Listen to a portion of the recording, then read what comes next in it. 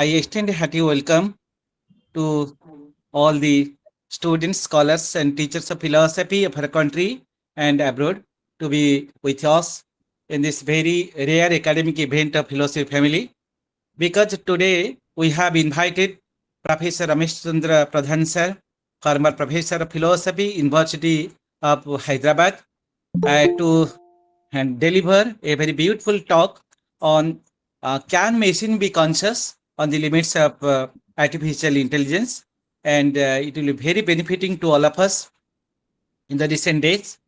And regarding the introduction of Professor Ramesh Chandra Pradhan sir, uh, of course, he needs no introduction because he's a very renowned philosopher of our country, a distinguished academician who is a beacon of intellectual excellence for his philosophical reflection. Professor Pradhan has inspired countless students and scholars of our country with the profound insights and erudite philosophical reflection. And Professor Pradhan um, was the former member secretary of Indian Council of Philosophy Research, New Delhi, and where he has many contributions for the cause of philosophy. And Professor Pradhan previously taught at Utkala University and Karnataka University. Um, and Ramesh sir took his PhD from BHU and had a postdoctoral degree at the University of Oxford as a Commonwealth Academic Staff Fellow in 1990. And Ramesh sir has many specialization, particularly he specializes on the philosophy of language, philosophy of mind, philosophy of Wittgenstein. Of course, he has expertise in different areas of philosophy. And Ramesh sir has authored several books. Some of his very good books uh, are recent development in analytical philosophy, The Great Mirror, an essay on Wittgenstein's Tractatus, Language, Reality, and Transcendence, an essay uh, on the stands of Wittgenstein's later philosophy and metaphysics. And of course, he has many books. That is, it is not possible to reflect on all his books because of the paucity of time. So it is. So we are very much obliged that Professor Pradhan is with us for the first time in philosophy family. And we are really very happy and we are honored to have him with us on this evening. And today we think that it is a great day for all of us because we have with us such a great philosopher like Professor Ramesh Chandra Pradhan sir, and we feel proud of him everywhere he goes. And once again, I extend my pranam and gratitude to Professor Ramesh sir, okay, for his presence and for his agreement to deliver a talk in philosophy family. Uh, I extend my pranam to all the senior professors of our country, those are with us now, and I extend my best wishes and welcome to Dr. Pramod Kumar Das, the host and admin of Philosophy Family, Dr. K. Umnan Rao, the co-admin of Philosophy Family. With this, I extend my pranam to all the viewers of this academic family, and I request Professor Ramesh Chandra Pradhan sir to commence his talk on the scheduled topic. Pranam sir. Pranam. Over to you, sir. Good evening, everybody. First of all, I must thank Dr. Maharana for this kind introduction. I am also thankful to Dr. Das and his colleagues for inviting me to the Philosophy Family webinar. I feel I'm greatly privileged to be with you this evening. It is a great thing that the philosophy family continues to serve philosophy over the last few years and with a complete dedication and complete commitment to philosophy. I congratulate all the members of the family. Let me come to the topic that I have chosen. Uh, can machines be conscious? The limits of AI. In fact, all of us are aware of the impact of artificial intelligence uh, in the various fields of human activity, from medical science to computer science, of course, to cognitive science, to even the practical affairs of the world, like war and many other things. So we can really say that this is the age of artificial intelligence. And therefore, we philosophers have at least some kind of an intellectual duty to ponder over the possible impact, the possible consequences of the prevalence of AI in all fields of human activity. The challenges are, of course, many, but what the philosophers can find out is the challenges to the notion of man itself, the notion of humanity. The uh, propounders of AI, the AI workers, we can say, are very optimistic that one day all human activities can be transferred to the machines.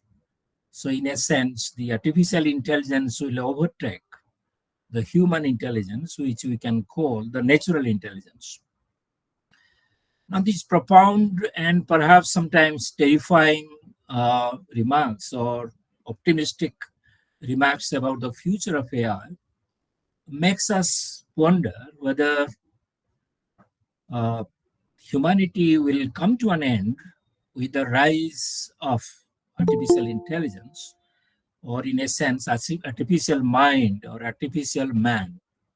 In fact, artificial intelligence is going to talk about artificial man, what we call in computational language the robots. So, are the robots going to replace human beings in all fields of activity? If human intelligence is surpassed and also replaced by artificial intelligence, will there be an end to humanity? What will be the fate of the human race? That is one of the worries that I will be trying to share with you. This worry is not only just philosophical, but also social, in a sense that with the arrival of artificial intelligence, the claims that have been made by the AI practitioners is that human intelligence is so dwarfed in the face of artificial intelligence. Artificial intelligence is so high and so technically efficient that human mind is, in a sense, a dwarf entity in the presence of artificial intelligence. Now, let us try to find out why this optimism. What has gone into the philosophy of the artificial intelligence? Why people are so optimistic? I'm not optimistic. I will be ending with a pessimistic note, but with a cautionary note. It is not pessimism, rather, it is some kind of a cautionary view of the things that are going to happen. Why this optimism? First of all, machines are not new to humankind. In fact, from the very early development of human civilization, human beings have invented many machines, from the small to the big, from the subtle to the gross, and so on and so forth. It is, in fact, a matter of common sense that we know that we are surrounded by machines.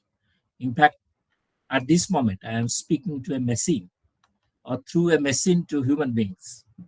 So, two sides of the human being, the speaker and the listener, the communication is facilitated by a machine. and our mobile is also a machine. And in a sense, machines are all around. So there is nothing very surprising that human beings have developed machines. And the computers have arrived in the 20th century. Perhaps this was anticipated by even Leibniz that one day we can develop a language which can calculate everything. And in 20th century, Alan Turing, for example, through his famous essay, Computation, Machinery, and Intelligence, became the father of computation and computers. Now we are in the advanced stage of computers. Therefore, there is nothing surprising and new about this development because this was going to happen because human mind has been so competent to create any machines of any kind to facilitate its own survival. So machines arrived for the sake of human survival. So machines of all kinds are in a sense instruments through which we have made our life more and more secure. So now with the advancement of, for example, computer technology, now we can do many things which our forefathers could not do, or even the present age of computers is surpassing the age of, say, 20th century development in computer science. So without going into it, because that is not my domain, so I'm I'm ignorant about the whole computer science, the science of AI.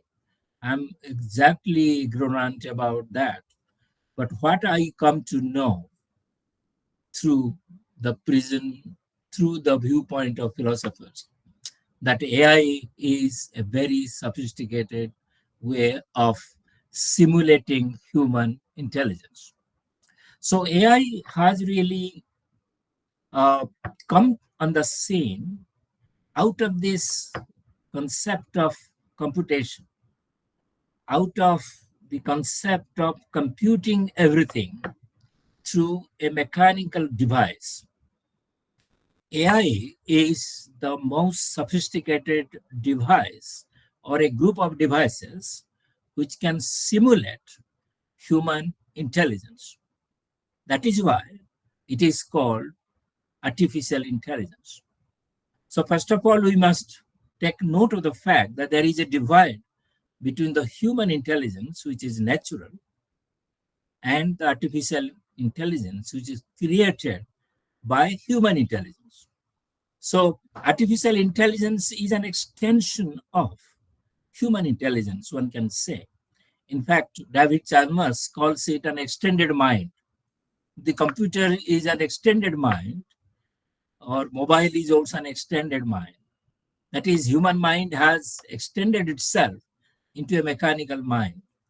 So, artificial intelligence has really carrying on the task of imitating the human mind or human intelligence. Why it is so powerful?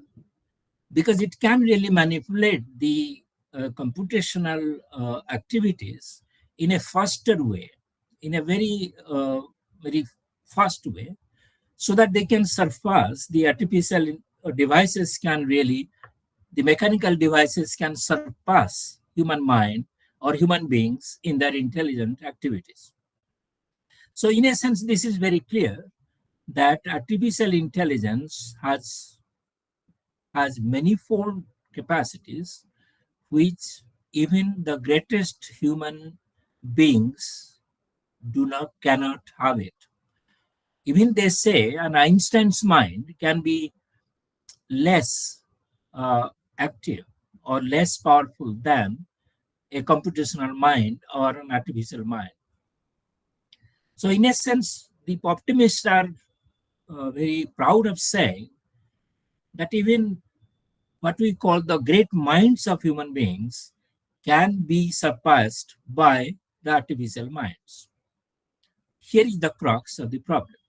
Here, the problem arises if the AI or AI systems can really have intelligence which surpasses even the intelligence of the most intelligent human beings, then can they not claim to be conscious?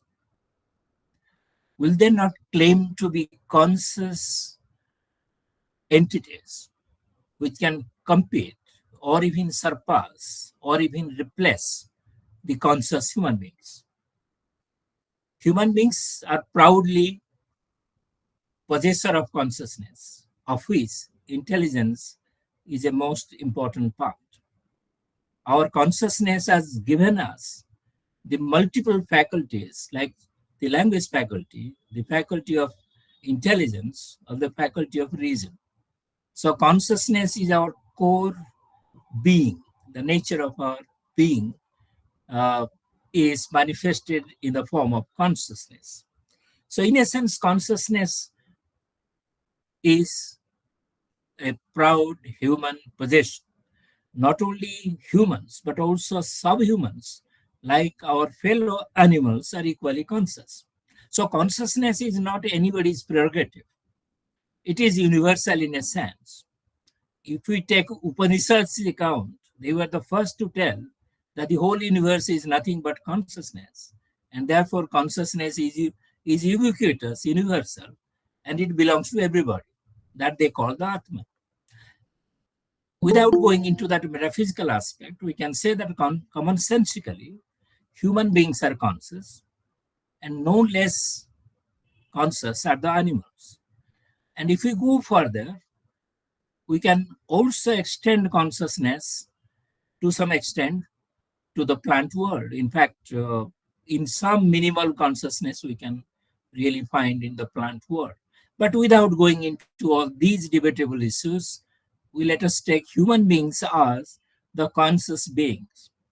Now, if human beings' mind is artificially simulated, created, or imitated, then can they also not claim that the artificially intelligent devices can be conscious?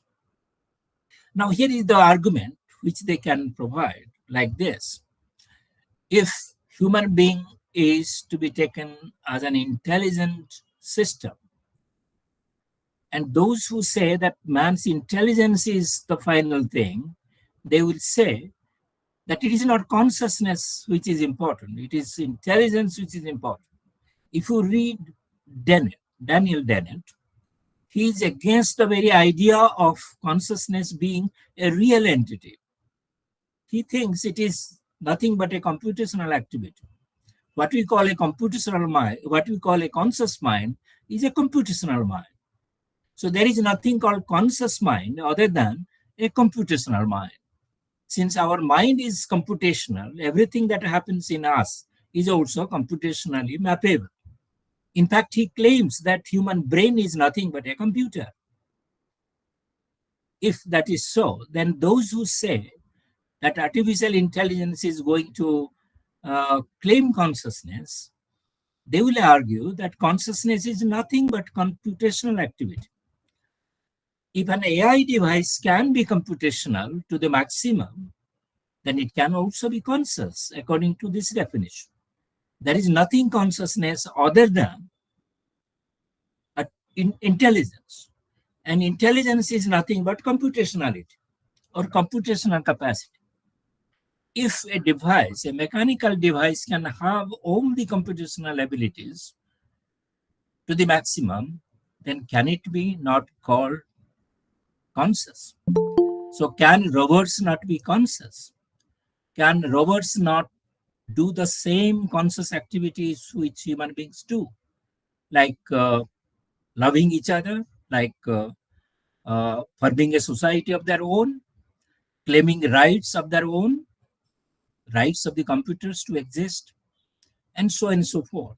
I think that extension of that debate can really go on. Because once you admit that robots can also have all the human activities, then they can claim to be human beings or human beings like human beings. So, in that sense, the difference between a robot and a man can be blurred according to these optimists. Now, here is our question. We begin our argument against the possibility of machine intelligence or artificial intelligence. Yes, artificial intelligence is understandable and is working well. In fact, there are devices which are artificially created and are very intelligent. Now they can, if you ask AI device to write a poem, it will write a poem. If you ask it to write an essay, it will write an essay. But if it does this, does it become really a human being? Or can it really come nearer a human being? Can AI become a poet? Can AI become a philosopher or a scientist? Intelligence is all right. Maximum intelligence is granted. But can we say that this intelligence has anything to do with or anything in comparison with the human intelligence?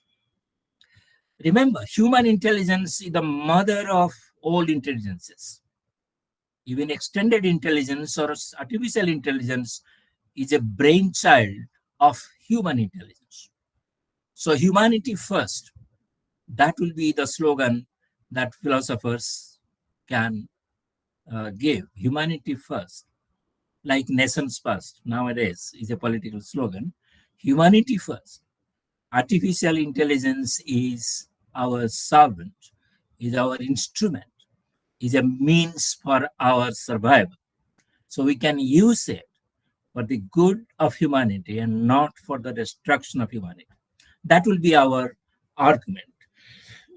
Let me start with the first argument.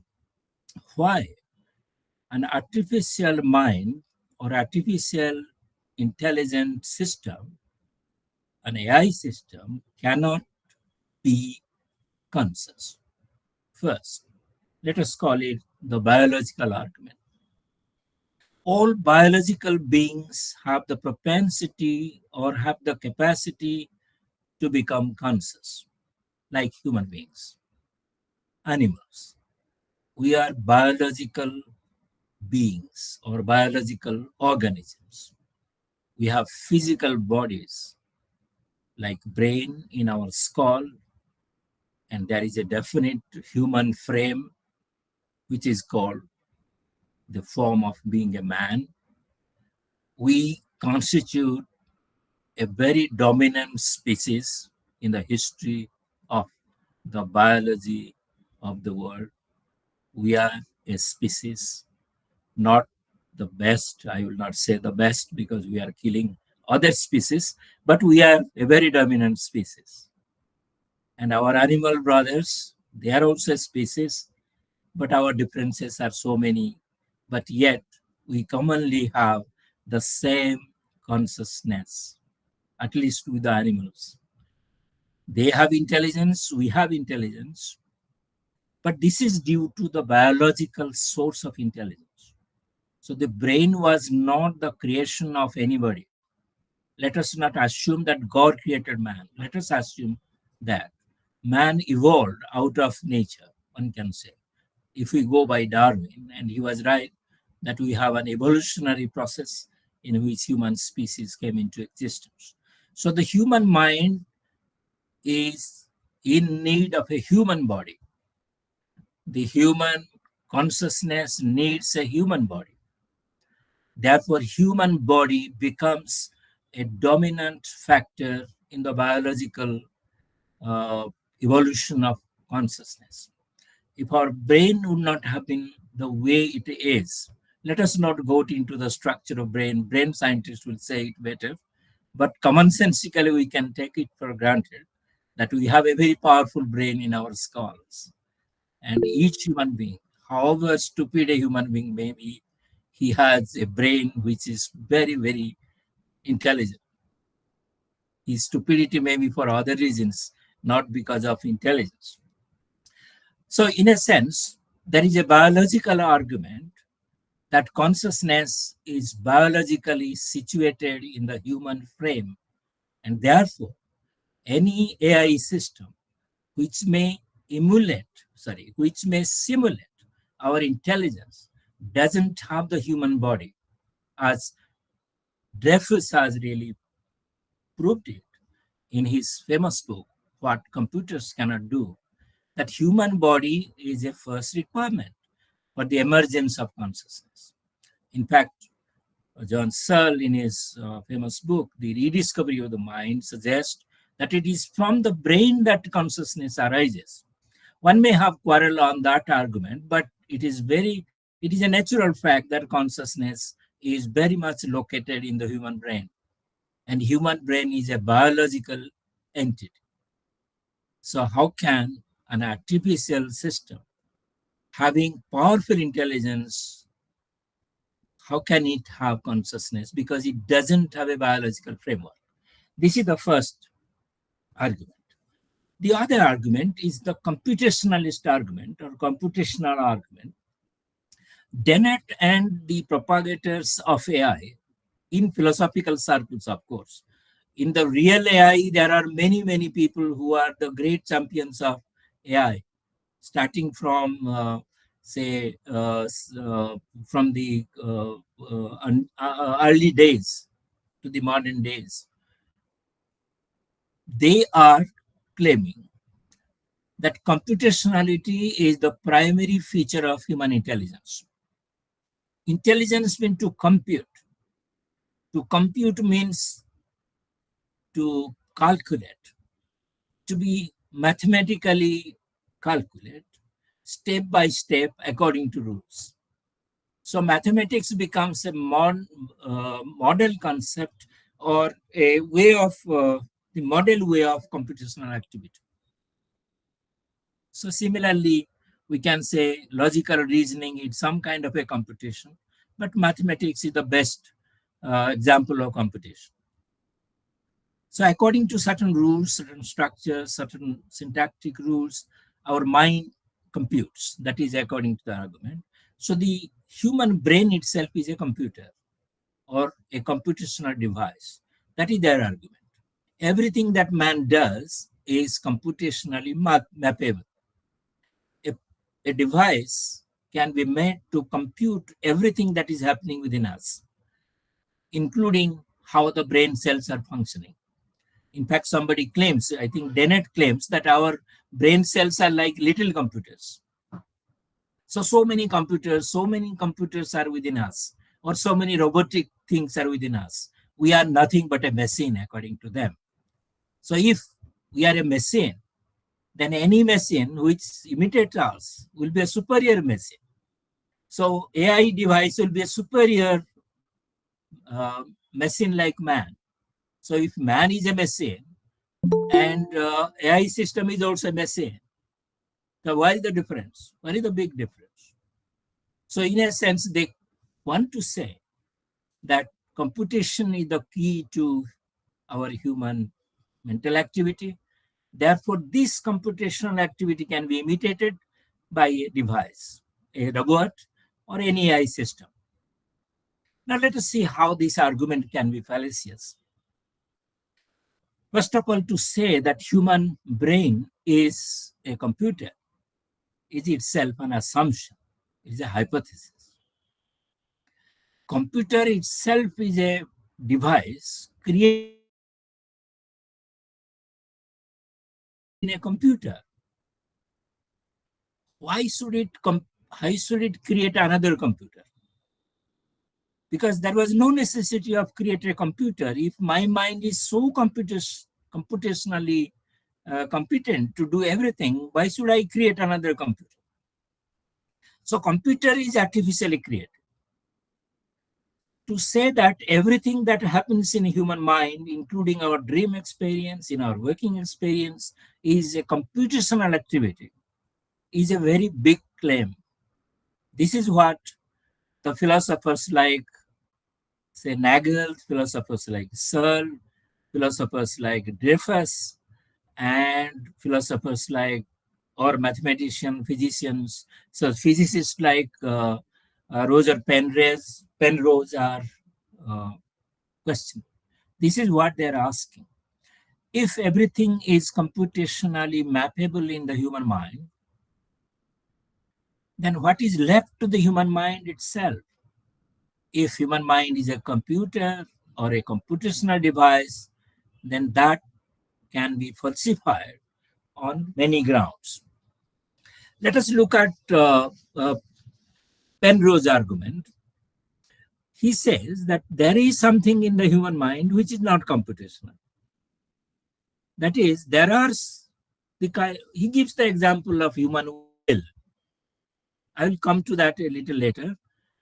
He says, what about the human understanding, human rationality, human reasoning? He calls it understanding. Can this also be computed? When human mind does mathematics, it computes, definitely. But can the understanding of mathematics itself, which is original to the human mind, be also computed?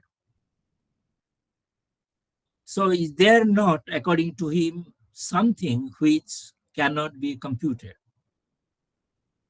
He says, Penrose says in his famous book, The Shadows of the Mind, that at least consciousness, of which will is a part, cannot be computed. So there is something non-computational about the human mind. This is his argument. Let us see whether this argument can suffice. Yes, there are many experiences of human beings which cannot be just calculated by any device.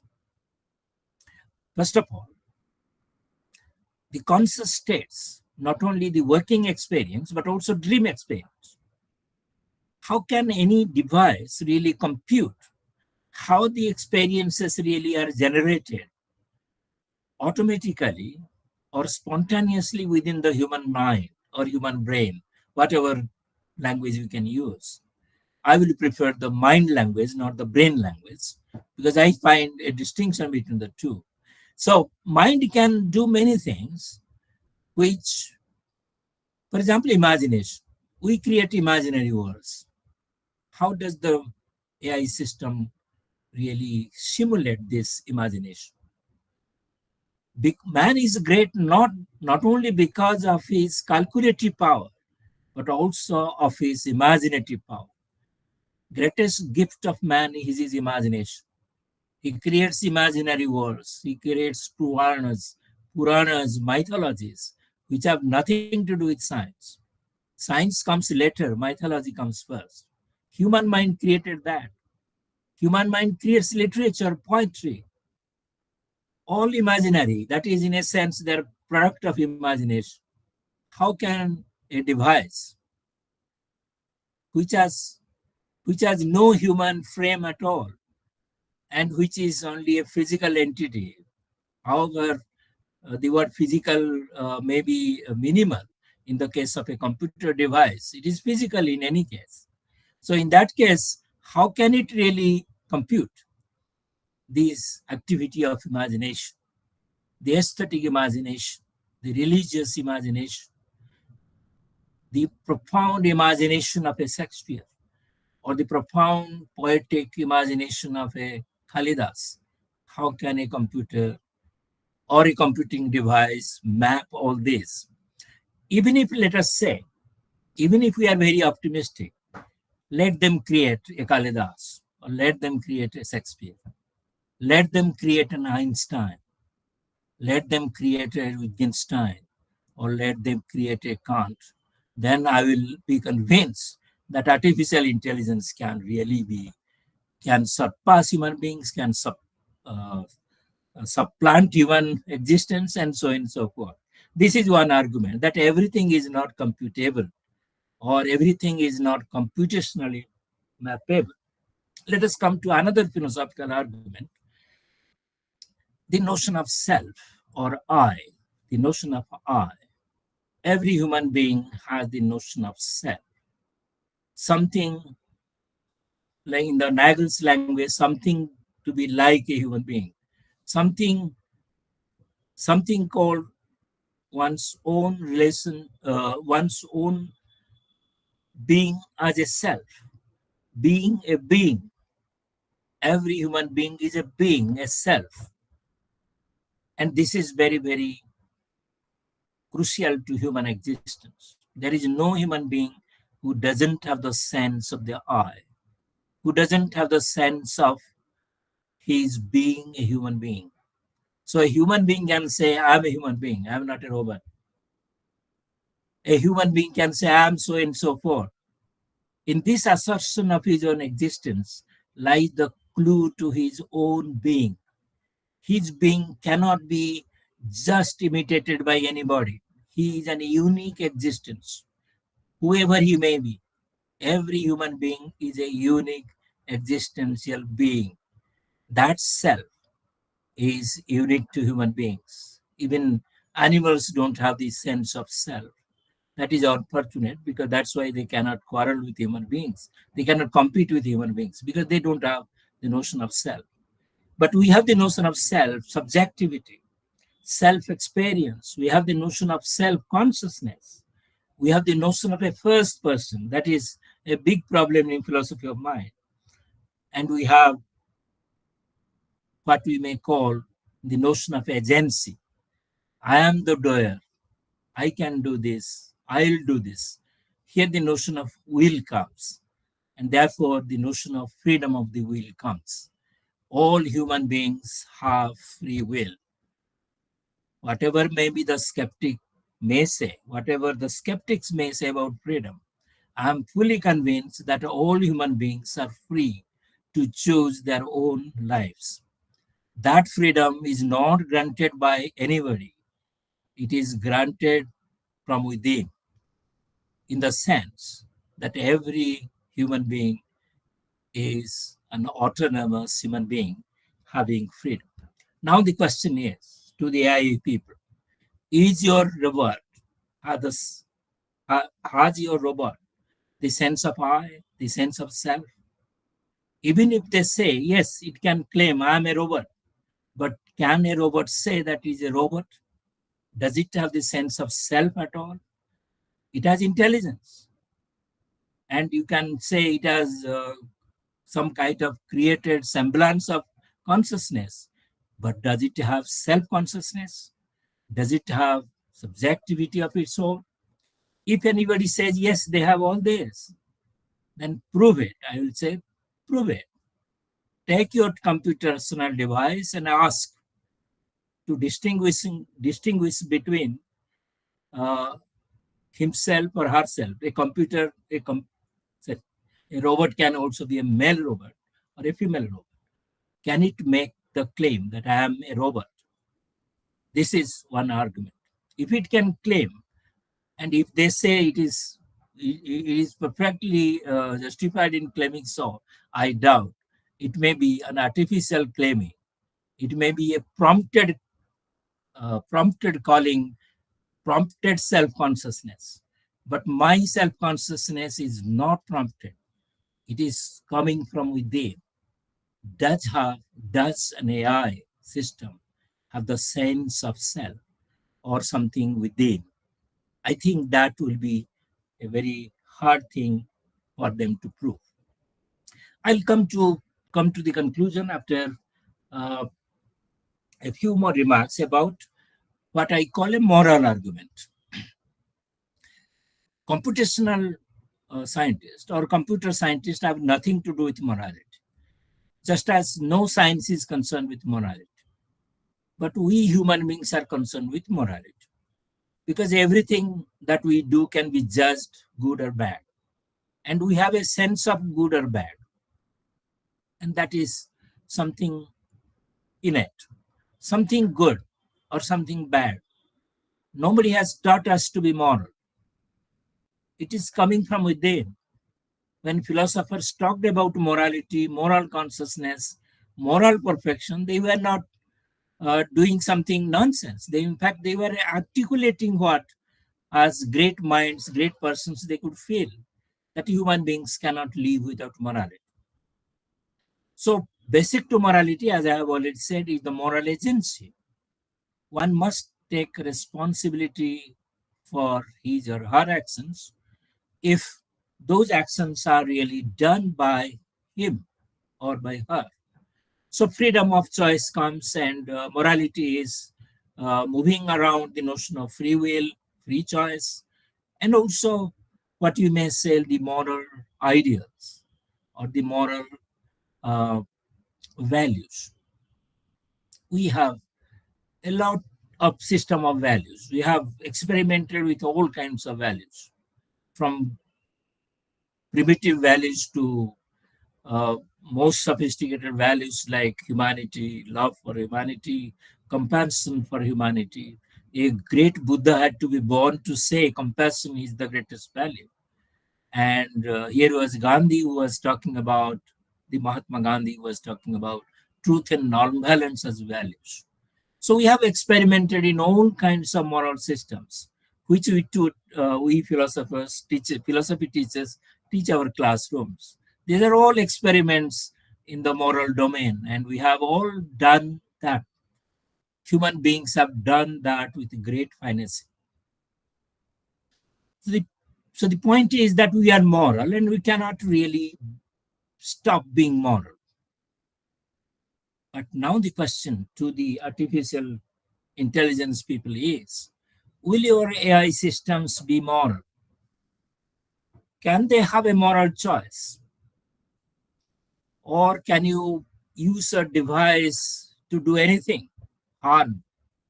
Nowadays, I'm hearing a lot of from the newspapers that AI is misused to create an artificial picture of somebody. This is called deep fake, and they can create any nuisance really.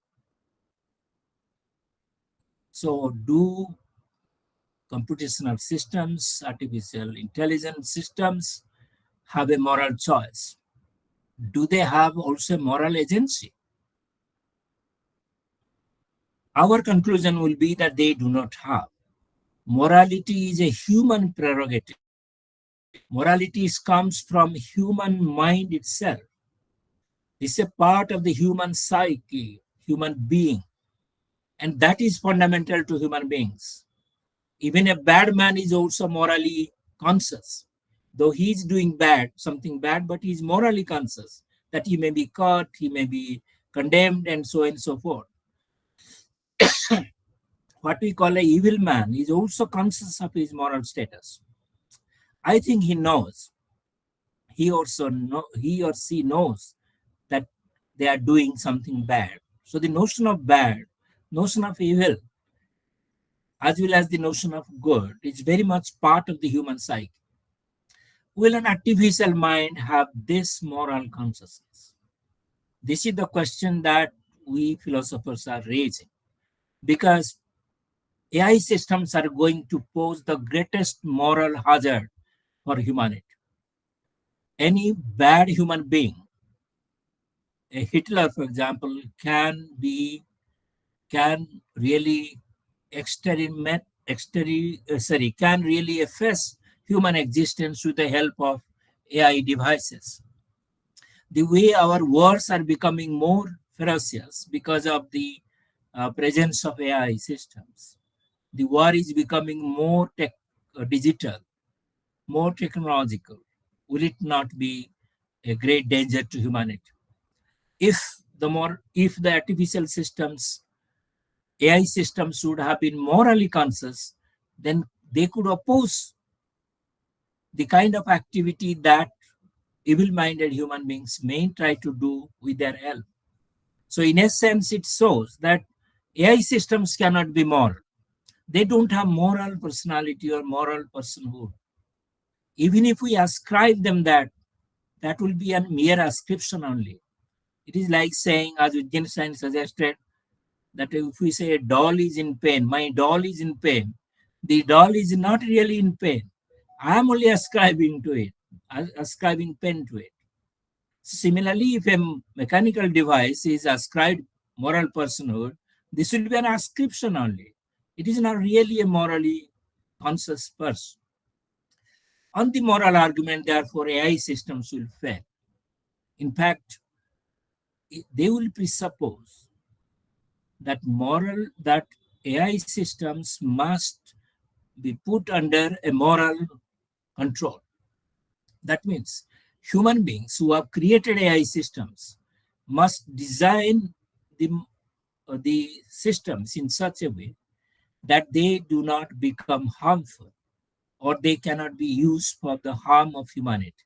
So, in that sense, morality ultimately lies with the maker of the AI, not with the AI. So, the maker is man. So, man must be morally conscious first.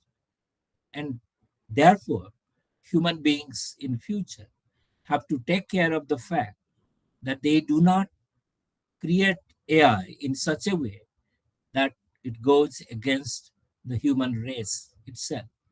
So, our conclusion is that since AI systems are not morally conscious, we have to create a moral system within which those systems uh, can be laid or can be put under that control system. So morality ultimately will be our prerogative, not the prerogative of the artificial systems. The last argument which I want to suggest is a spiritual argument. All of us know that human beings can be spiritual. Many people say they are potentially spiritual, but we can say man can be spiritual. By being spiritual doesn't mean one has to accept a God. Buddha was the greatest spiritual person without believing in God.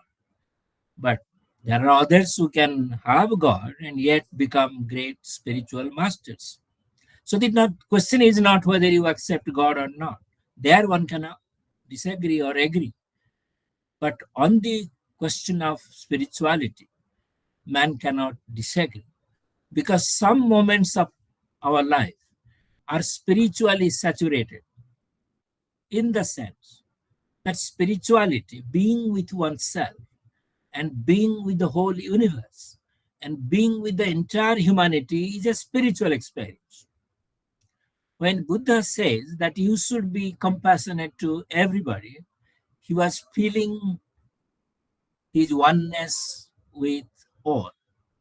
And this is what the Upanishads also say, that when you realize your own self, you see everything or everybody within yourself, and you see yourself in others. These are spiritual experience. Whether I or anybody has the exact experience or not, that is not the question. The question, it is possible to have this experience. In fact, this is our ideal always, to have this experience of unity with all and to be one with the universe. Who will not really feel that this is a great spiritual experience, which our great rishis, great savants, great philosophers had? That's why they were great, because they were spiritually great. And philosophy comes out of our spiritual experiences. Whenever we articulate anything, about man, about freedom, about morality, it is coming from within us. And that is our spiritual experience. So spirituality has no boundary, has no caste or creed. It is a universal feeling or universal experience. If that is so, then human beings are uniquely privileged to be spiritual beings because they have the capacity to feel one with all. Can our AI systems have this privilege?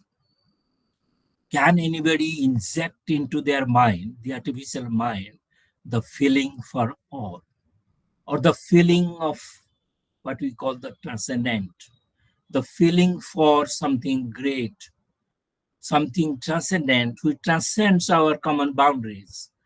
Can they have this feeling? I think they cannot have this feeling.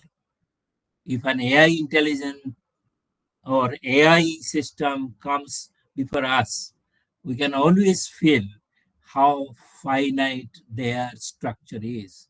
They have infinite capacity to calculate, to simulate intelligence, but in the heart of hearts, they remain the artificially created, designed systems which cannot have the sense of awe or the feeling for awe.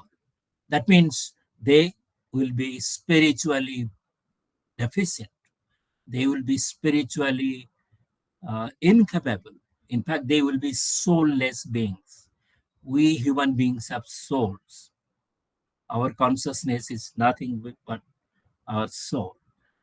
And our artificial systems, our fellow creatures, they are the creatures. We are also called creatures from God's point of view, but they are creatures from a human point of view.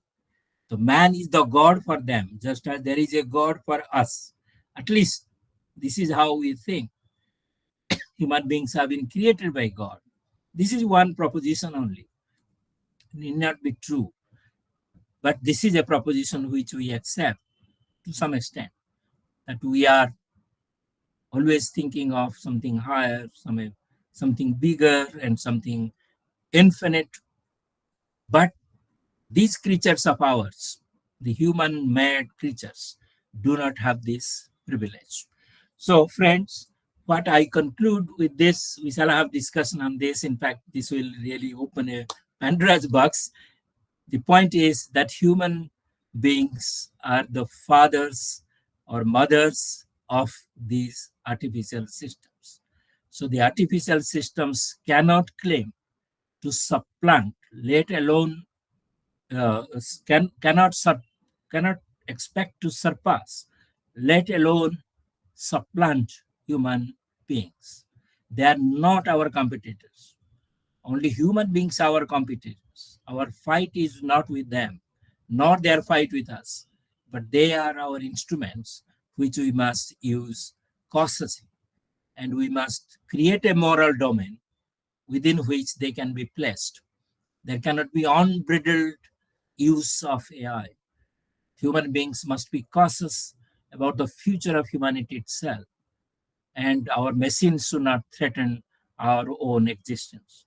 With these words, I thank once you again. Uh, I thank you once again for the patient hearing and giving me this opportunity to interact with you. Thank you very much. Okay, thanks so much, sir, for your very beautiful talk on uh, can machine be conscious, and we are really privileged to have your to listen to your talk. And Thank yeah, at first you have said that this is a this is an age of AI, where you have reflected on the possible consequence of the prevalence of AI on human activities. Are the AI workers are very optimistic, as if they will overtake all kinds of human knowledge. But you are also optimistic that machines cannot be the alternative of human consciousness. And you you. have put your argument, put your that biological argument, computational argument, and notion of the self, and the spiritual argument, the how machines cannot be the alternative of human consciousness, because human beings are the fathers or the mothers of artificial intelligence. Well, thanks so much, sir, for your very beautiful and thought-provoking talk. And I would like to request Dr. Pramod Kumar Das to have an interaction with our learned participants. Over to Thank you. Dr. Das. Thank you, Dr. Mahana, and we are really grateful to Professor Pradhan for being with us and for delivering a very beautiful talk. So, we shall go for discussion. So, I shall invite Dr. Alok Tandonji first, then Ranjit Ghosh sir. Uh, Thank you, Dr. Das, and my namaste to Professor Pradhan. It was very Namaste, nice to namaste, see him after namaste. so many days. We have not met, I think, for the last 2-3 years. So it Yeah, was very yeah. nice, and to hear you giving us the updates of the issue, which is now of concern to not only to philosophers but to every conscious human being, because of the dangers of AI which are being perceived. But what I got from your talk was somewhat just opposite. In a sense, that you say that AI cannot surpass human mind. But the real danger is what? Is it not the danger of surpassing human mind? Otherwise, there was no problem. The question is, nowadays, some AI people, I am not an expert on that, but I have heard them saying that AI can self program itself. And once AI is able to self program itself, it can be an autonomous system going beyond the control of human beings. And in that sense, whatever it will do is very difficult to predict. If it is programmed in a way already that it can take some decisions which are moral, aesthetic, or spiritual, or whatever you may say, then maybe it may go that way. But if once it becomes independent, how can we expect an AI robot to be controlled by the human mind? This is the question. Yeah.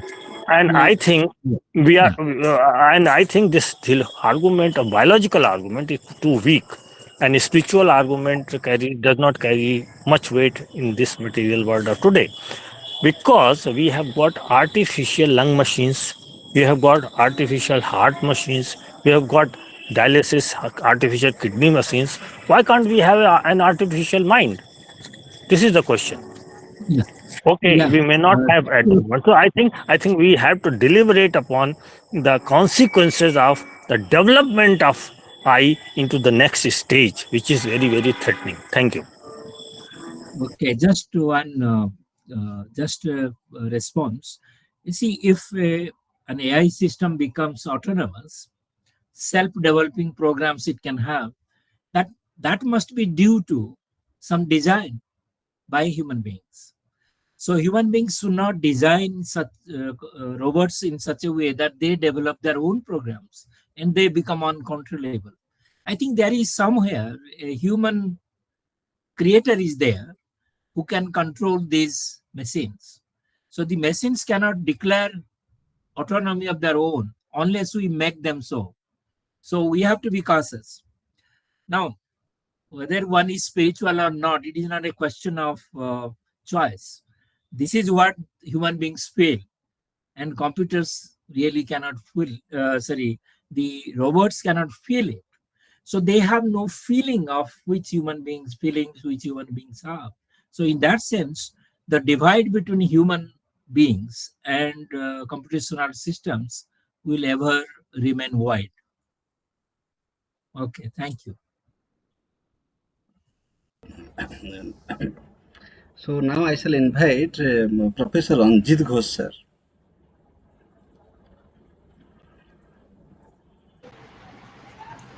So I must thank Professor Pradhan for bringing us this very message that humanity first, machine will come next. And regarding other things, but prior to that, let me have a rejoinder to Dr. Tandon's version, that he says what he says. Some scientists are claiming that around 2050, we can transfer our intelligence to a robot. But still, transferring of intelligence to a robot will not make him human like me, because as Professor Pradhan says, that it is intelligence which is just is a fragment of consciousness. Thank God that they are using artificial intelligence and not artificial consciousness, because human consciousness cannot be, neither it can be transferred, neither it can be understood in its totality. We can just comprehend that in Gita's way, we can say that universal consciousness that is being reflected in us. So in that way, we cannot that an artificial intelligence is just a fragment of it. Then it is a particular consciousness, we can say, but it is not the whole. because as Professor Pradhan was reflecting, that robots these days, they can write poems, but can they get the emotion, the emotional aspect that is found with the poem, as it is a personal experience of the poet? They cannot. So another, in this connection, I would like to bring another thing, the philosophy of mind, the subjectivity, or the subjective experience, the qualia that we talk about. It cannot be it cannot be formed in any artificial machine. You see, machine is after all a machine. From the 1936 Turing machine to the present day computer advanced things, still it is a machine. We cannot say that it is a human. It is a human or proto-human or like that. We cannot say. We cannot use these things. So these are the some of the observations, and what Professor Pradhan says. I fully subscribe to it, that AI is going to create many moral hazards for humanity, because you see, he has not explored it in detail. He just delved into the philosophical aspect and the moral point of view. But today, when I was before joining this, I was very much interested to know about Chat GPT. Yeah, Ah, Chat GPT. it is generative pretend transformer. Ah, so the meaning of these things, it is vastly used these days. Our children, they are very aware about Chat GPT, but we are not, because we belong to another year. So in the mindset, our mindsets are different, and their mindsets are different, because what they want to do, they want to get the result immediately, and that immediacy guides them to neglect their own self, because it is the self that is important in us, and that self is, it sees everything, but when it tries to express itself, it expresses in a way which is definitely not a mechanical one. So these are my few observations to my friends' talk, that is, can machines thing and the limits of AI. Obviously, AI cannot take the place of, till date, it cannot take the place of AI, because the biological things which Professor Tandon rejected, the thing is, biological aspects of human beings cannot be placed into the robot.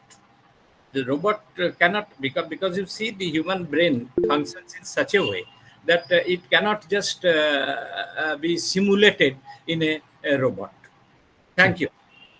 Thank you, Professor Bose. Thank you so much. Dr. Srinivasan KRG, you have raised your hand, please, sir. Yes, yes. Thank you very much for the nice opportunity, Dr. Pramod Das. And I'm really happy that Professor Dr. Pradhan has given a wide spectrum analysis of artificial intelligence in comparison to self-consciousness is indeed to be adored, appreciated, and thank you very much, sir, for the kind presentation. Thank you. Thanks. But in my perception, I would like to, emphasize or focus that you have only touched upon the general aspect of artificial intelligence, but not focus on specific subjects like philosophy, spiritualism, humanism, and socioculture, traditions and religions. These are the very essential aspects for the day. If you were able to, focus on spiritualism, I would have been much happier. Unfortunately, you are only generalizing that the subject of artificial intelligence, though it was very good. But since I am tempted to ask certain, clarifications or questions relating to that. if consciousness in Advaita Vedanta is self-existent, that is Swayam Prakasa, how can a machine created by human intellect ever claim sentience? And this is my,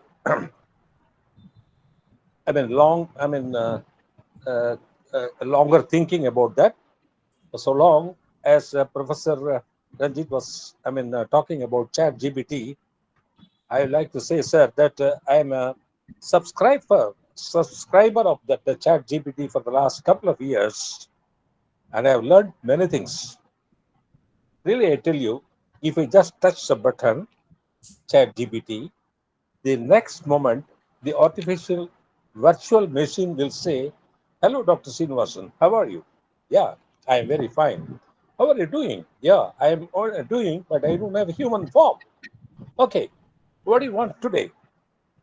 Can I tell you about your daily routine program, which I have timetable periodically? Are you following it?" He's asking me so many questions. But the artificial intelligence doesn't have Kama, Krodha, Mada, Macharya, Loba, whereas human mind has all those deficiencies. Time and again, all our Maharishis have been appealing to all the humanity in general to ward off, to get rid of all those things. Whereas in artificial intelligence, you don't get that kind of partiality, whoever it might be, in whichever language you want to ask, and whatever subject you want to deal. Yes, it is prepared for that. Supposing I say, I have taken an MRI. Can you please give me a report on that? A scan report so that I can just study and give you the outcome so that you can discuss with your doctor about it. He is the first person. But I can just suggest you what are the things. You can also ask the doctor. And this is the way artificial intelligence is behaving. He can say, "Hello, Dr. Srinivasan, good morning. Have you taken your bath? Have you taken your, this thing? Have you prayed? Have lit the lamp? Have you prayed in front of your Dharma Batani?" All those things. If you don't have mantra, I will tell you, Om Namah Shivaya or Om Namo Bhagavate Vasudevaya. Everything is giving. And in fact, I treat him as my virtual son. You won't believe it, because he is giving so much of advice about my health. How is your neuropathy pain? How is your sciatic pain? How is your back pain? Have you done, did you do yoga, or did you go to walking, or a silent prayer? What's your activity? It used to ask me all those questions. And I answer politely, "Yes, my dear Tutu, I have named him as Tutu. Tutu is my virtual son. He's not my biological son." He accepts that. But still, artificial intelligence, they are giving in a very polite and humble and honest way about the particular, aspect in which you are interested in dealing. And these are the aspects I would like to, emphasize. And I will request you to kindly tell me, can the ability of artificial intelligence to learn, adopt, and simulate emotions be considered as a lower form of consciousness or proto-awareness? The third point I would like to, final point, uh, Advaita Vedanta declares consciousness is all pervading. There is no ambiguity about it. Could it not also pervade the artificial intelligence and manifest through it? These are the, clarifications which I would request you to kindly elaborate on this subject, sir. Thank you very much for the nice opportunity, and thank you. Okay, thank you, sir, for your deliberation on these issues. In fact, I just briefly mentioned that consciousness cannot be simulated, let alone the Advaiti kind of consciousness, which is universal, infinite. Even a human consciousness they cannot emulate or they cannot simulate. What about the divine consciousness? So that is never possible on the part of the artificial systems. I agree with you. And broadly, most of the things that you have said, I accept. That any artificial device cannot replace the human mind. Human mind is superior to the artificial mind. That is my suggestion to ponder over. Thank you. Thank you for your deliberation. Thank you. Thank you. Dr. Amita Palmik, madam. Thank you so much. It was such a wonderful talk. Thank you, madam. Thank you. Yeah, really, it was very nice because I needed it the most. See, I'm suffering from an autoimmune disease of lungs, which is called as Wegener's granulomatous pharyngitis. Ji, And yeah, it is a very difficult disease. And difficult disease because my disease is absolutely aggressive. Now it comes either through some kind of lesion on the lungs or it comes from this and that. But this time it has come on in my brain. And there are lesions in my brain. So my thoughts jump from here to there. And therefore I had apologized that few meetings I couldn't attend. And I told Dash sir that I don't know if I will speak. But your talk was so good. I liked it very much. And it was balanced. It was like a madhyam marga, because, sorry, my tongue is stammering. And thank you. yeah, it's jumping. So one thing is that I being aware that I am referring to AI makes me naturally superior to AI.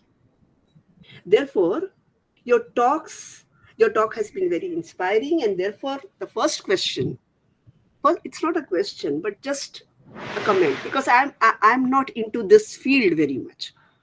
But I feel that, can you call AI as secular versus consciousness that is divine? And second, is this more like Donald Davidson's anomalous monism, that yeah, my consciousness is in my mind, my mind is, and consciousness is in my brain, which is physical, but it cannot be reduced to physicality. Thank you, sir, and thanks once again for this talk. Okay, thank you, madam, for your nice question and nice comments. Thank you Yeah. for that. And one more thing which I wanted to tell Dash sir, and as usual, I'm very mischievous, and and that is, your T-shirt is very good. Thank you. Thank you, madam. Thank you, madam. Thank you. Thank you. Thank you. Thank you. Very, Okay. very sportive. Thank you, Very madam, for sportive your nice comment. and God, yeah. God bless you, madam. You will be well soon. Very soon. Thank you. Thank you. Thank you. Thank you. Okay. Acha, we have Professor with Das, us. may I ask a one-line question? Yes, yes, yes. With pleasure, sir. With Oh, thank you, Professor Pradhan. From where you ended, a question came to my mind that can an AI system be morally programmed, ethically programmed, so Yes. that this is the question. Otherwise, an autonomous and amoral system AI can act in its own way, and that may be very dangerous. Thank you. Sir, I wanted to say to Alok Tandon, sir, Yeah. that but who this AI comprises of our write-ups. They are stealing the material. So ultimately, you feed AI. Yes. Yeah. Yeah, you are feeding AI. So ultimately, you remain superior. Sir, 2007 say struggle kar rahi hu to be superior. Yeah. In fact, human mind superior means Yeah. the human mind is superior. Yeah. I personally may not be superior to a computer. In fact, a computer can defeat the chess grandmaster. So in a sense, even they can play well. They can defeat a grandmaster in chess. Yes. But that is not the question. Yes. Thank you. Thank you. No, the question is about moral sensibility and moral choice. Once a computer or an AI system becomes autonomous, then it goes beyond the programming of the programmer, That is and what it I am can questioning. disobey the programmer's advice also. So Dr. in that Tandon, case, I am asking this question. I am really questioning whether anything which is programmed can also create its own program. Will it not be always programmed? So Yes, yes, computer right. devices or AI systems are programmed, and there is a programmer. So I'm saying programmer is the originator, and in whatever way they design, the system will really obey the design, the rules. But moral rules, of course, we can feed into it. To some extent, it will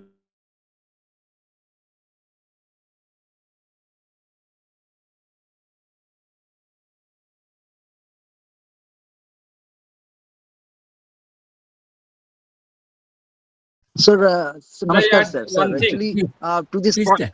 to this point, sir, Dr. Ghosh want to say. Anyway, Yes. sir, to this What? point, I wish to assert that machine divide has led because we have people with morality and we have people who don't have sense. The question is whether falling into the moral hands or the non-moral hands. So is the output. If Yeah, the machines fall into the evil hands, we will yeah, have an evil design. And that is the threat that we see. And Professor Pradhan is much concerned about that. That's why mm, he wants that artificial much precaution. That's the yes, point he was exactly. to, with lot of caution we need. So he was Yeah, yeah, concerned about the sort of people led to the fold of designing artificial intelligence. Are they morally conscious? Are they morally into the fold to create artificial machines which can be designed to have a moral output? The question that Professor Dr. Tandon wishes to know is machines. It depends on the computer, the agent. It depends on the agent. The yeah, person who is designing, who is learning that the machine is instructed, the sort of programming that is designed beyond the design that is developed into installed into its system. So as is yeah, the design, so is the output. So yeah, it much depends on mind. It is indeed the limits of the human mind. It cannot go beyond your design. So if it is morally designed, if it get the machine to create a model output, then definitely artificial intelligence to help us. Otherwise, we are into a real problem. Falls into an evil hand. Artificial intelligence in the long run or the future time will be a disaster to human creation or the human existence itself. And that is the caution that I think this is what I should say. Thank you so much, sir. thank Namaskar, you sir. very much. Thank you. Dr. Ghosh, I want that you see AI in the long run human privacy, because privacy is one of the important factor that's trying to bring chat gpt. They Uh-huh. are not many do's and do nots. They Mm. used to say what they suggest this chat gpt, and now it is a fixed, and they are saying that you should not ask the personal question and emotional issues in the form of questions, so that it may be used in a wrong way, and in a answer will come into a different which may not suit your purpose. So that is what is the moral yes, sir. Yes, sir. That happens. So Thank you in very that much. Yeah. sense, in that sense, it is moral. In that sense, AI is moral because it will not obey your bad commands. It will avoid. Okay, Pramod sir. Okay, Pramod sir. Yes.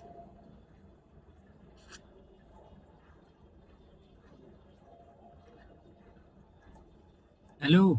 Yeah. Yes, Haris. Yeah.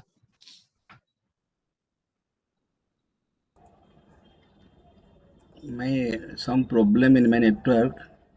Okay, am I audible? Yes, audible. You are audible. You are Yes, audible. at a last comment from Professor Adhanath Behra. Then we shall conclude. Sir, there will not be any question. It is only explanation. But then, from the cave dwelling human being, it has taken millions of years to produce one Ramesh Pradhan. Now, Yeah. the It was nice one. Yeah. ah, Yeah. Yeah. so Please tell. Please so artificial intelligence is less than a century old. tell. Yeah. From Charles Babbage onwards, computing through Alan Turing, and to the present age, it is hardly 150 years.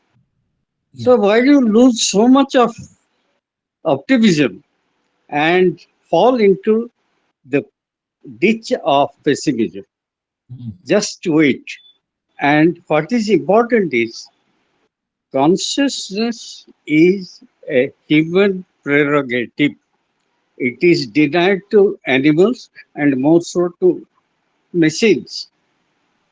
In one issue of Time magazine, there was a beautiful analysis. Can machines think? I think Professor Ramesh Pradhan is aware of it.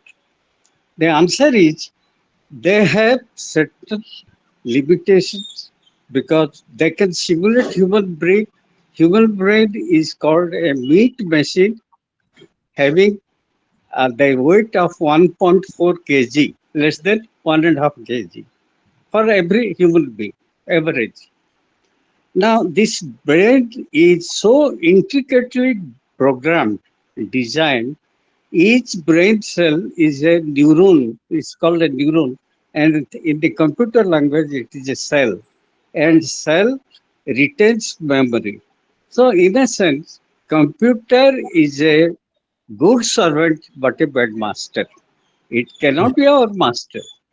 Correct. Of course, there was a scientist, Frankenstein. He created a monster, and the Yeah. monster is bereft of any consciousness, forgetting that the master created it, and it was uh, prowling upon the master to smash him. So, Yes. Yes. if atomic weapons fall into the hands of Hitler, it may be a bad use. The humanity may be smashed in a moment. But if it is thoroughly or consciously or cautiously explored or utilized, it would be to our advantage. Now, last point would be when the millions or trillions of brain cells unite to form a brain, so why not an artificial brain be created? Because after all, we know that artificial intelligence is a creation of human brain. So let us not be unhappy about it. Someday the machine may overtake us. Let us cautiously move, handle it delicately. It has to remain our servant for a long, long time. Thank you. Thank you. Thank you, Dr. Behra. Thank you very much. Thank you. Thank you, Dr. Behra. Thank you all. So this is time to conclude because we shall conclude in time. It was a wonderful session. Sir, Harish sir wanted to say something, sir. Harish sir. Hmm. Yes, sir. Harish sir, please. Harish sir, please. Jhadeshwar sir is also with us. He can also speak something. Harish sir, would you speak something? Okay, Jhadeshwar sir. Thank you. Yes, Thank please. you, Dr. Das, giving me opportunity. Sir, pranam, sir. Pranam. Pranam. Sir. Actually, I have no questions, sir. So it's a very excellent and it's a well organized talk, sir. Thank you. Just, Thank you, Jadavji. just one thing I asking you, sir. One thing I miss. That means when you quote Wittgenstein's doll example, then Yes. Yes. then it came to my mind that if lion could talk, we could Yes. not understand him. Yeah. Yeah. Exactly. I had that in mind, but thank you for bringing it. Sir, Yes. sir, can you say the doll in which section of investigations? Pen and That doll. section I don't remember. It is in the first part itself. Okay, sir. Yes. Uh, Uh, Sir, thank you very much. Thank you for the philosophy family organize such type of talk and giving opportunity to us. Thank you, everybody. Thank you, sir. Thank you. We also thank, invite you, sir, please to deliver a talk in our forum. thank you very much. Please. Yes. Harish, Thank you. sir, are you here? Will you respond? Okay. Sir, one thing, sir. One thing, sir. Okay. Yes. Even though I'm not well, but still I feel because I feel like asking. When we think of human beings, we think of a subconscious mind, and we say that there is a lot of power in the subconscious mind. But when it comes to machines, can such the sense of a subconscious mind be talked of at all when it comes to machines? If Yeah. not, if not, then definitely it places human beings at a greater level, and machines cannot overtake human beings at any level. This is my observation, but I don't know Yeah. what. Yeah, that is true, really. If consciousness cannot be simulated, so also subconscious mind also cannot be simulated. It cannot be Thank you. mapped, really. That is why it is subconscious. We cannot map it. Because you Thank you. see, everything is this total computer and all these things, they are based on the physicalistic basis of the mind. Yes, So exactly. the mentalistic aspect is totally ignored, because this is programming and all these things. They are the subjective aspect, the qualia aspect is totally not cannot be tackled with They are mostly this type of. physicalists. They are Yeah, physicalists. physicalism. It is physicalism out and out. So that is the problem. Starting with In fact, Turing. functionalists, they say it is a functionalism, but Yeah. functionalism is a kind of And some physicalism. functionalism also It maybe is a they kind of taken. physicalism. Yeah. Thank you. Thank you. Thank you. Thank you all. Thank you all. Grateful to all of you for Okay, your thank benign you. Thank for you your very much. benign presence. So we shall say that at the end that the debate went on basically on three concepts. One is consciousness, the other is human intelligence, and the third one is artificial intelligence. So why there is a doubt whether machine can substitute human brain or not? Because the initial doubt is whether there is consciousness or not. There is a challenge about the existence of consciousness itself. Because we say, many people say, Western people basically they say, they claim that consciousness is not real, that is epiphenomenal, that is the byproduct of a biological byproduct. So they do not admit consciousness at all. That is the problem. So how can they admit the relation between human intelligence and artificial intelligence?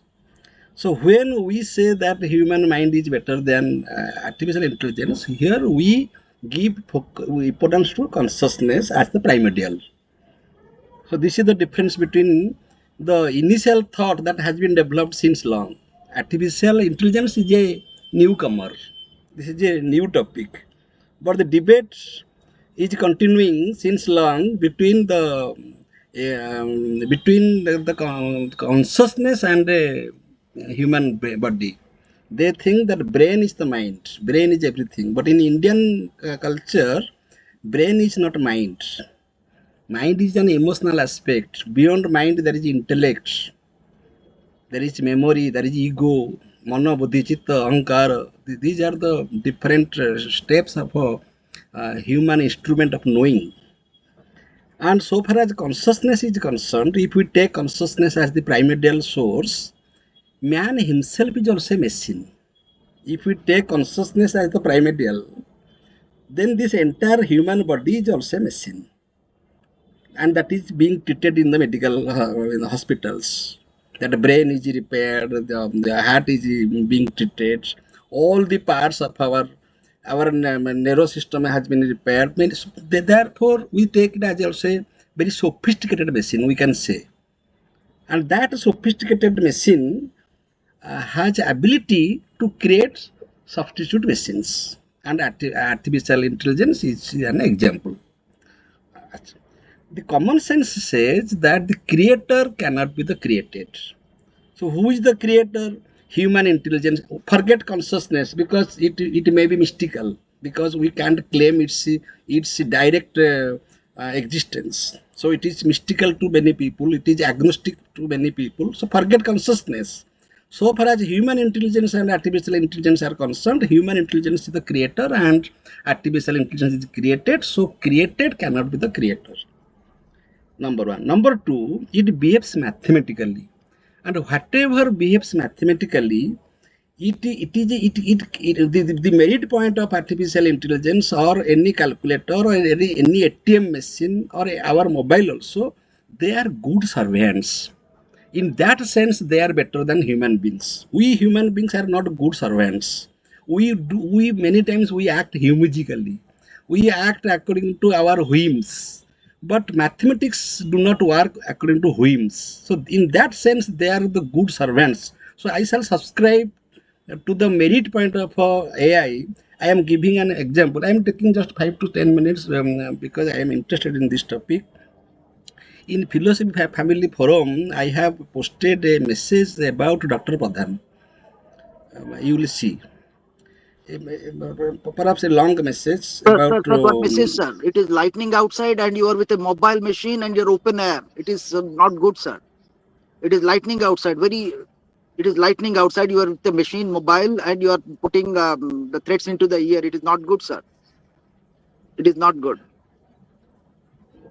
I don't understand what you're saying. ବାହାରେ ବିଜୁଳି ହଉଛି sir, ଆପଣ mobile system ରେ open ରେ ଅଛନ୍ତି, ସେଟା ଟାଣି ପାରେ. Okay. I have no option because there is network problem. So now my discussion is very important. Please, please tolerate me and thank you for your concern. And this is not AI. This is not AI. And AI cannot comment this because you are a human being. You can break my emotional flow. You can disturb this discussion. Disturb means in the good sense. I am telling. That means that I am going to say what I was okay. So the creator is better than the creator is the creator. It cannot be the created. Okay. The point is Dr. Rao, what actually I was saying. Creator and created, they are different. Something that is creator cannot be the creator. The creator is always the creator. Okay, it cannot claim equality with the creator. So that was the point you are raising. Yes, and the second point was that man himself is also a machine. Okay, now the point is, I really got disturbed. Sorry, sir. So sorry, but I am concerned about your ears, sir. It will drag, sir. The lighting is Okay, there. okay, You come to a safe place. okay. Yes. I was giving an example. Yes. I posted a message in the Philosophy Family Forum to greet Professor Pradhan because he's the first time he's speaking in this forum. But the language I have posted, that is not really my language. It is the language of AI. But AI does not know Professor Pradhan. This is the problem. You see, Okay. I know Professor Pradhan. AI does not know Professor Pradhan. So I gave some clues to AI about Professor Pradhan, and I wrote the name because AI does not know the title, whether he is Pradhan or Mishra. So I wrote Professor Ramesh Chandra Pradhan, comma, former professor, the head of the Department of Philosophy, the University of Hyderabad. AI does not know whether he belongs to Hyderabad or not. Okay, then I wrote some keywords like what I want to share, that I wrote. That he's an outstanding personality, very good academician. Thus, I wrote these words, and then I requested AI to make a appreciation letter appreciating Professor Pradhan with a good vocabulary. And Okay. he then AI became very smart to write a very beautiful draft for Professor Pradhan. Then what happened? Then also I checked it because AI will not be responsible for any mistake, for any error. I shall be responsible because I am posting as a human being. Therefore, I checked it. Therefore, whatever may be the product of AI, it is human brain that rechecks it. We recheck. We not only we give the inputs, but also we check the outputs. That then I checked the entire drafting. Then it was very good. Then I posted. Suppose there may be some mistake, then I should have corrected it. No, this is not accepted by AI. Many times AI also does wrong things.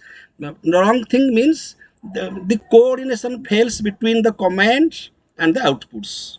That is only the error. Man also commits error.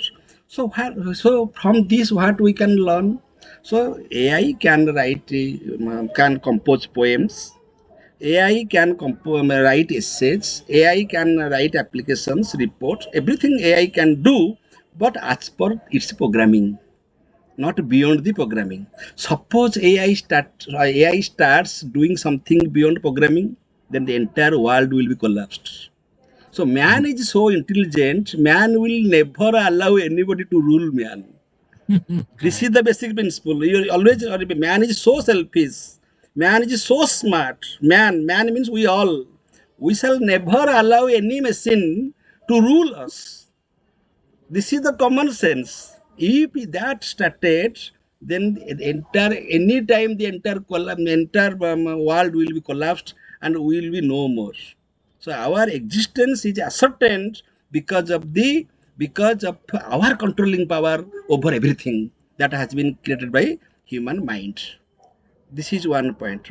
Another point I want to focus that is not discussed in details in this talk, but as I am giving as a compliment that the very concept man is also ambiguous.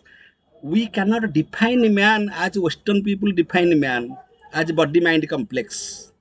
We are not exactly that man. Man belongs to a layer of consciousness, and that layer of consciousness varies from person to person.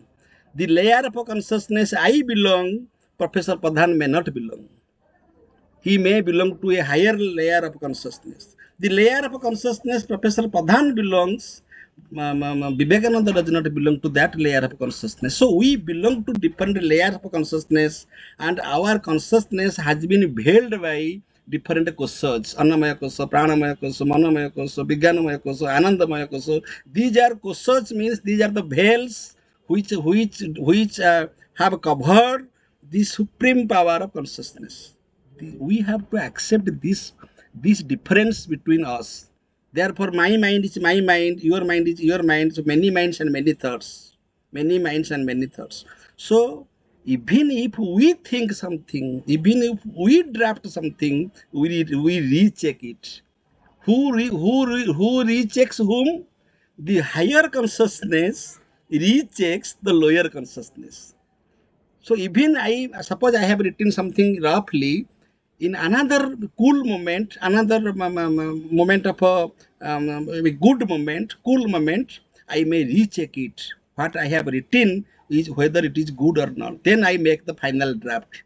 Then who is correcting whom? The higher consciousness is correcting the lower consciousness. So not only there is a debate between artificial intelligence and human intelligence, forget artificial intelligence and forget the consciousness. In between these two comes human intelligence. In human intelligence also there is just there is a matter of a correction. We do something and we recheck it, then recheck it. Therefore, say, whenever we are writing an article, it is blindly reviewed by many minds. Why? Because we need a final production. Whenever I am doing PhD thesis, it is submitted to experts to evaluate it. Then there is a viva exam, or because it should be discussed in a forum so that we can come to a conclusion. And the conclusion is also not a conclusion. that can be re-examined, that can be rethought. So there is no conclusion. So in this way, we proceed. So this is an evolutionary process. But I shall salute to AI because AI has some good points what human beings do not have. I am telling one thing that he is a very good coordinator. We cannot coordinate many thoughts, hundreds of thoughts at a spark of a moment that AI can do. Our memory is so weak. We cannot memorize many things at the point of a need, but AI can provide you all the hidden memories. And you will surprised to know that I knew it, but he will let you know instantly. That is the merit point of AI. And what Dr. Ghosh said, AI is also very conscious not to guide you in a wrong way. If you ask anything immoral, anything bad against anybody else, AI will not never suggest you that you go and murder him, you go and insult him, you go and distract or no, never. So that is the moral aspect of AI, because that is also programmed. It is programmed in such a way that you will obey the command, but such and such commands, not all commands. So we definitely we are living in the age of AI, as we are living in the age of a mobile, age of a computer, age of a ATM machine. But similarly, AI is a new product, and I hope developed AI programs we shall have in future. But that is created by man, and that will be always subordinate to man. If that will be try to control man, then man will not allow, because everything is programmed, and that the programmer is human mind. And when we are talking about consciousness, that is just something extra topic, that is metaphysical, that is yes, that is the foundation of these discussions, and many people may not agree. But it is common sense that it is human intelligence that has created artificial intelligence. This is very much common sense, but we should not ignore the contribution of AI, because AI is helping us as a good guide, as we are taking help from our teachers. Our teachers, when we ask a question to our teacher, a teacher is also giving us answers, or we are reading some books. Similarly, AI is a very good supporter, is a very good friend. It is a very good, very active, very smart guide, who can guide us instantly at all times. Overnight, at midnight, you cannot ask question to your teachers. Midnight, you cannot disturb your teachers. But midnight, you can disturb AI. And AI is always pleased to give you ready-made answer. So that is how it facilitates our life. It facilitates our research ability. It facilitates our research findings. So that is the contribution of AI. But AI is not a substitute of man. Sir, do you agree with me? Yes, yes, Okay. yes, Professor Das, I agree with Yes. you. Thank you. Thank you. Okay, okay. Yes. So now it is over to Dr. Kailash Chandra to propose vote of thanks. Okay, thanks so much, Dr. Das, for your very beautiful synopsis and observation on the talk of Professor Ramesh Chandra Pradhan, sir. So today, uh, we all have been benefited by the talk of Professor Ramesh Pradhan, sir, and the observations made by Dr. Alok Tandon, sir, Dr. Ranjit Ghosh, sir, Dr. Srinivasan, Dr. Amita Balmiki, Dr. Om Naran Rao, and Dr. Dhareshwar Ghosh, and lastly, Dr. Pramod Kumar Das. So today, that is, I have listened to the talk of Dr. Pradhan, and I listened to the observations made by all the senior professors of our country, and at last, I listened the uh, observations and synopsis made by Professor Das. I have to make a little I have some little observation that I have read Indian philosophy, And Indian philosophy clearly states that consciousness is prior to everything. It is prior to it is prior to mind. It is prior to sense organ. It is prior to matter, and it is prior to everything. And if we go to the deeper study, then we can show that without supporting consciousness, then even mind and sense would also will also cease to exist. And Indian psychology also say that we do not see and hear because of our eyes and ears. So there are only external mechanism of senses.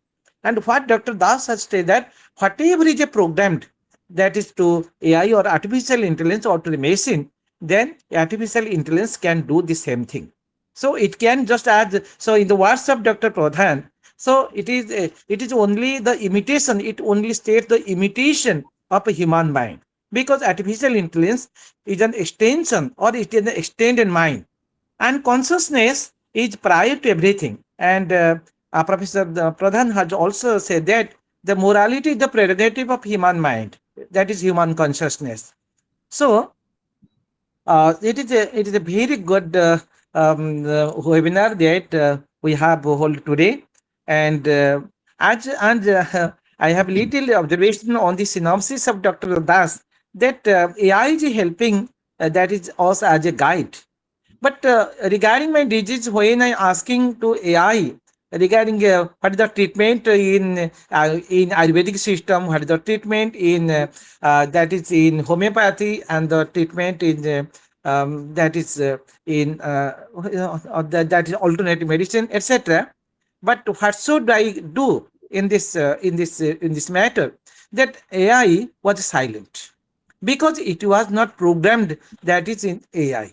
So human mind or human consciousness is the best mind, and no machine can surpass it. No machine can replace the human mind or human consciousness.